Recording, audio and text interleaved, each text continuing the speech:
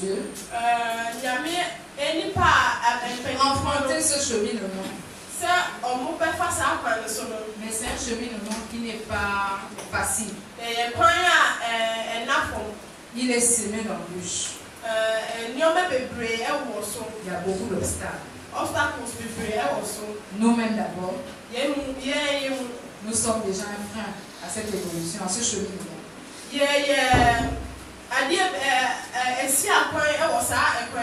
Dimanche dernier, nous avons encore appris que la chair était déjà le premier ennemi de l'homme.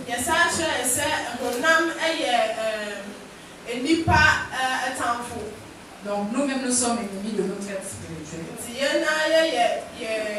Avant de voir tout ce qui est autour de nous, il y a déjà cet obstacle. Lorsqu'on regarde l'environnement, quand le problème arrive, c'est mon frère, c'est jamais ma faute, c'est mon frère, c'est ma soeur. On joue toujours le coupable. On ne voit même pas soi-même. Donc c'est un chemin qui n'est pas facile. L'identité chrétienne, ce cheminement n'est pas facile. Pour ceux qui arrivent nouvellement dans ce cheminement, ils découvrent, c'est pas facile. Ceux qui sont à l'intérieur de vous, il y en a qui sont tombés, il y en a qui ont pu se relever, d'autres qui sont restés.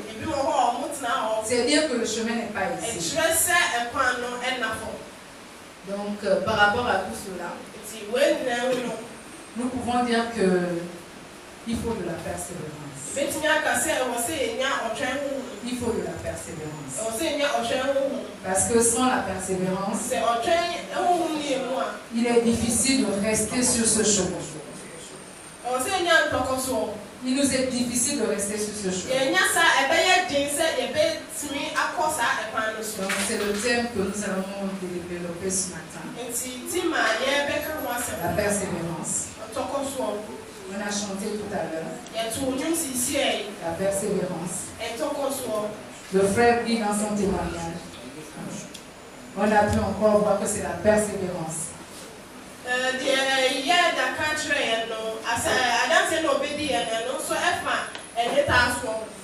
Donc c'est ce que nous allons voir. Mais avant de persévérer, il faut savoir. Lorsqu'on vient dans le cheminement chrétien,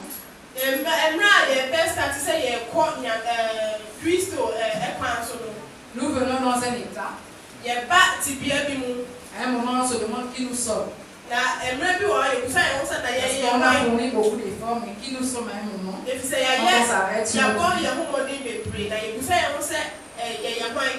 et lorsqu'on emprunte ce chemin chrétien, on doit savoir identifier quel est notre but. Quel est notre objectif? Parce que je viens avec les premières motivations. Certainement, c'est un problème qui m'a emmené à venir à cette assemblée. Mais après, quand je lève la tête, je dois savoir pourquoi je suis là. Qu'est-ce que je recherche? Par quel chemin je vais commencer ma recherche pour atteindre l'objectif que je me suis fixé? Pour atteindre l'objectif qui est recommandé par notre Seigneur. Donc cela veut dire que si je n'ai pas au préalable eu la vision sur cet objectif,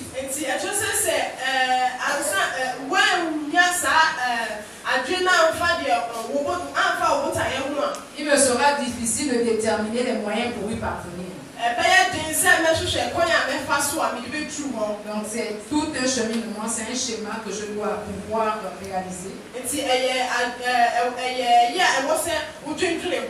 Définir d'abord l'objectif.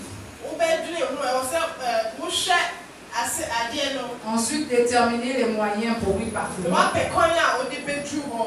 C'est autant de questions auxquelles je dois répondre dans mon cheminement pour l'identité chrétienne.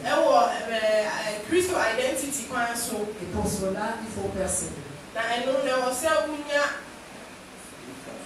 Donc, je vais inviter le peuple de Dieu à lire le Romains 5 à partir du verset 3.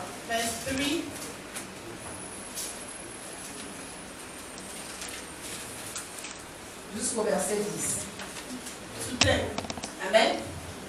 Amen. Amen. Lisons la parole de Dieu dans le livre de Romains, le chapitre 5, les versets 3 à 10. Bien plus, nous nous glorifions même des afflictions, sachant que l'affliction produit la persévérance, la victoire dans l'épreuve, et cette victoire, l'espérance. Or, l'espérance ne trompe point, parce que l'amour de Dieu est répandu dans nos cœurs par le Saint-Esprit qui nous a été donné. Car lorsque nous étions encore sans force, Christ, autant marqué, est mort pour les impies. À peine mourrait-on pour un juste, quelqu'un peut-être mourrait-il pour un homme de bien. Mais Dieu prouve son amour envers nous, en ce que lorsque nous étions encore des pécheurs, Christ est mort pour nous. À plus forte raison donc, maintenant que nous sommes justifiés par son sang, serons-nous sauvés par lui de la colère. Car si, lorsque nous étions ennemis, nous avons été réconciliés avec Dieu par la mort de son Fils, à plus forte raison, étant réconciliés, serons-nous sauvés par sa vie. Amen. Amen.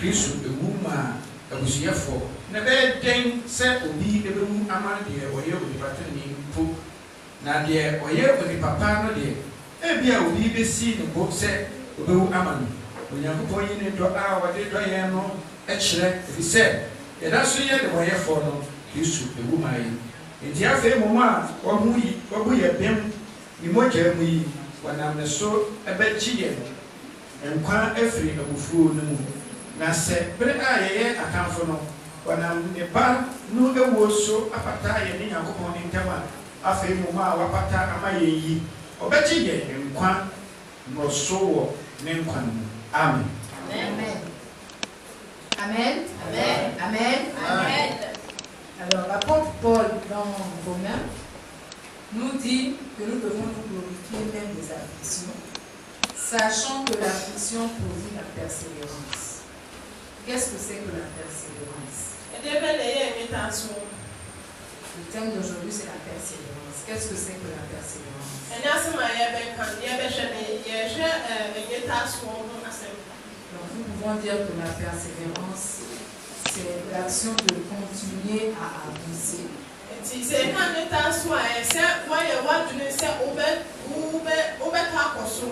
Peu importe les obstacles. Quand j'emprunte un chemin, je me mets en marche. Au bout d'un moment, j'arrive, je rencontre sur le chemin que je dois emprunter, il y a une montagne. Il y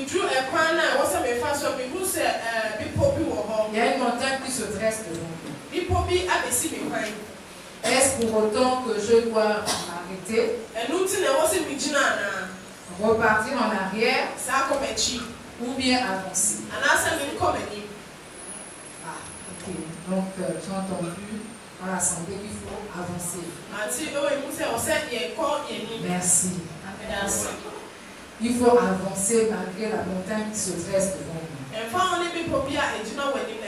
Donc, si je continue à avancer, c'est que l'obstacle naturel qui se dresse là n'arrive pas à me décourager. Et que à ce moment-là, je suis déterminée à continuer mon chemin pour arriver à l'objectif que je me suis assigné. À ce moment-là, on parle de persévérance. C'est continuer à avancer, quel que soit l'obstacle qui se trouve.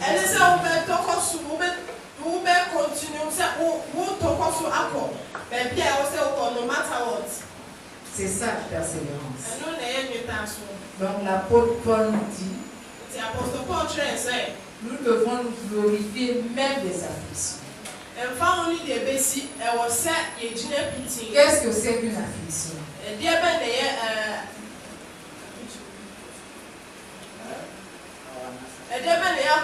Qu'est-ce que c'est qu'une affliction? Une affliction peut être déterminée comme étant un obstacle, une épreuve, une maladie que l'on rencontre au cours de sa vie. Mais souvent, ce n'est pas quelque chose de bien. Parce que c'est quelque chose qui nous fait mal dans la chair. Parce que quand on parle d'affliction, c'est qu'on est atteint. On est atteint dans notre propre chair. À ce niveau-là, on parle d'affliction. Ça veut dire que c'est quelque chose d'inconfortable qui nous rend mal à l'aise. Qui en certaines circonstances m'empêchent même de me lever. Peut m'empêcher de parler. Mais l'apôtre Paul nous dit qu'on doit se glorifier de cet état.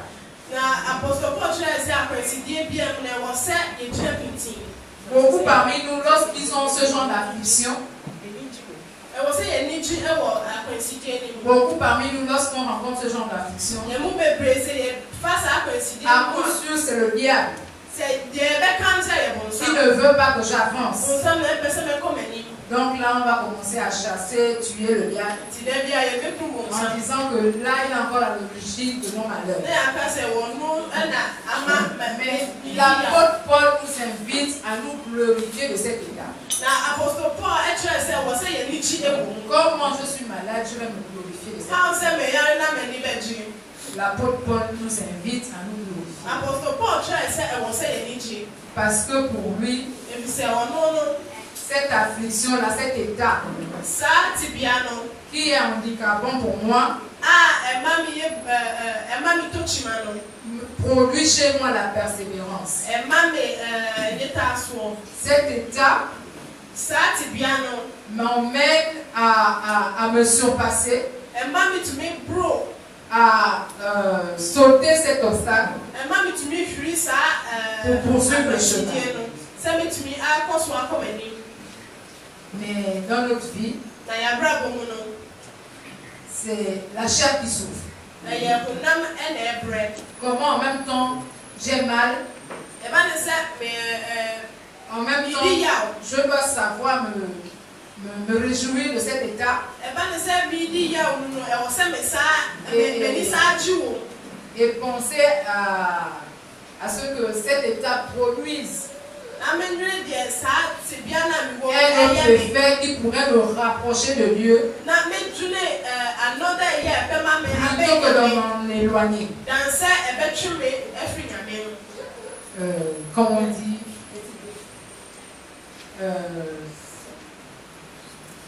les voies de Dieu ne sont pas nous nous voyons par la chair,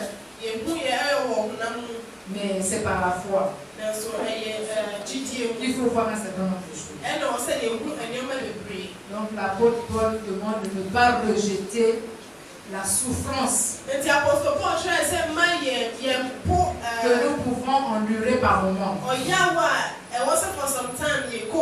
Mais de voir que cette souffrance, c'est un chemin qui nous mène à la persévérance. C'est un chemin qui nous mène à franchir les obstacles qui se présentent. Donc si j'avais une nature de découragement, une personne qui se décourage très vite, mais face à ce que l'apôtre Paul me dit,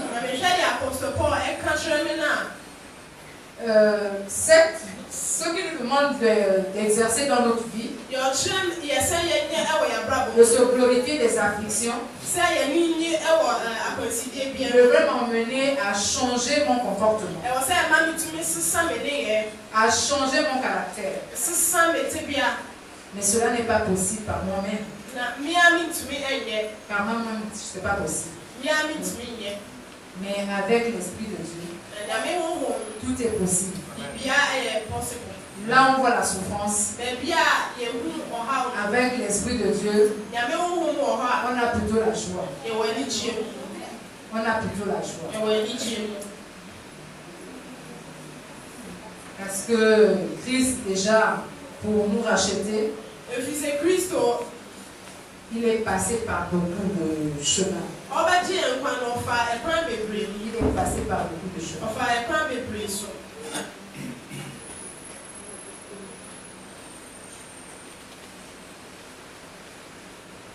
Donc, l'apôtre Paul dit la persévérance, la victoire dans l'épreuve et cette victoire, l'espérance.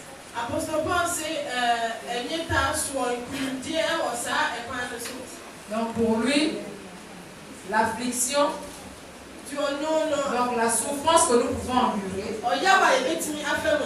à un moment de notre vie, produit la persévérance. Et la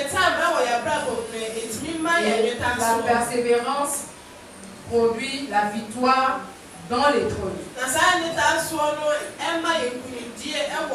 Et cette victoire produit l'espérance. Donc, nous partons ici, quand nous regardons le texte, nous partons d'une affliction, d'une souffrance qui va m'emmener à la persévérance. De la persévérance, j'ai la victoire sur l'épreuve et la victoire, l'espérance.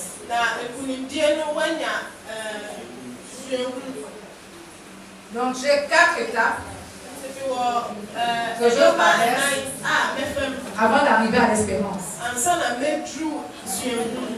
Donc la crucifixion de Christ, c'est autant d'exemples que Christ nous donne pour avoir vaincu les afflictions qu'il a dû vivre à un moment de sa vie pour sauver le monde. Mais nous qui sommes physiques, quand il est venu en pèlerinage sur cette terre, Christ était physique. Il a subi dans sa chair. Au-delà de Christ, il a subi dans sa chair. Donc le peuple du ministère du verset va me dire c'est vrai. C'est vrai, nous avons dans nos vies des batailles physiques. Vous allez me dire que tout ce qu'on dit c'est par rapport à Christ. Christ est spirituel, c'est vrai. Mais nous qui vivons dans le monde, nous avons des défis physiques.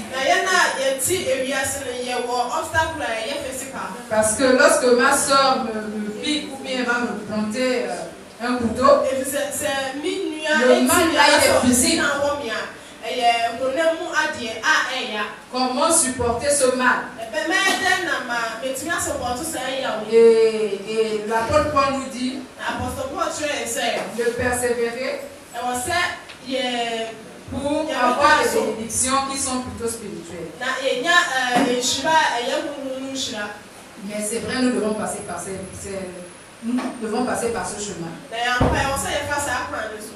Que ce que nous subissons, c'est la chair qui subit. Mais si nous avons déjà tout tué dans la chair, tout ce que le voisin peut faire ne pourrait plus nous atteindre. Tout ce que l'autre peut faire dans la chair ne peut plus nous atteindre. Parce qu'on a dépassé cet obstacle. Ce qui paraissait être un obstacle est neutralisé par le Saint-Esprit qui passe au travers de tout cela. Et c'est l'autre qui se fatigue à la fin. C'est vrai, vous allez dire que les souffrances, chacun de nous a des souffrances. Toutes les souffrances ne sont pas pareilles. Elles ne sont pas identiques. Chacun de nous vit sa souffrance différemment. Nous sommes à deux. Nous allons subir la même épreuve. Mais ce qui fera la différence, c'est que l'un reste dans cet état. L'autre change dans son état, puisse avancer, se relever d'abord, parce qu'on tombe tous ensemble. Mais ce qui fera que l'un se relève, continue le chemin, donc persévère, c'est le Saint-Esprit. Et la perception que nous avons de cette souffrance-là, lorsque la souffrance arrive, si j'ai déjà fait mon cheminement et que j'arrive à identifier exactement de quoi il s'agit, quel que soit ce qui va se faire, tant que j'ai les yeux rivés sur l'objectif, quel que soit ce que l'autre est en train de faire, je vais poursuivre le chemin. Mais l'autre qui est avec moi ne pourra pas se relever parce qu'à un moment il s'est laissé distraire. Il s'est laissé distraire. Au lieu de garder les yeux rivés, il s'est retourné vers le monde. Et le monde a tendance à tirer vers le monde. Pourtant on dit la croix devant moi, le monde derrière moi. Donc pourquoi que je suis sur le chemin, il faut que mes yeux restent fixés sur l'objectif. Mais le chemin n'est pas facile. Il est semé d'embûches. Surtout nous les femmes. Dès que nous connaissons Dieu, avant même de connaître Jésus, notre nature est telle que nous sommes un obstacle pour nous-mêmes. Tu prends des engagements. Tu prends des engagements avec ton Dieu. Mais dès que tu as un souci avec ton mari, le reste n'existe plus. C'est fini, je m'avais voir celle qui peut m'apporter la solution.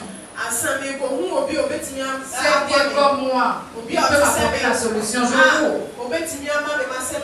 Je vais déjà raconter tout ce que j'ai comme souci avec mon mari. Et j'attends que l'autre m'apporte la solution. Et là, on passe le temps dans le composant. Le temps que je devais consacrer à Dieu. Le temps que je devais prendre pour venir à l'église. Le problème de mon ménage a tellement dépassé que j'ai dit comment Dieu a pu permettre que cela arrive. Il faut que j'ai la solution.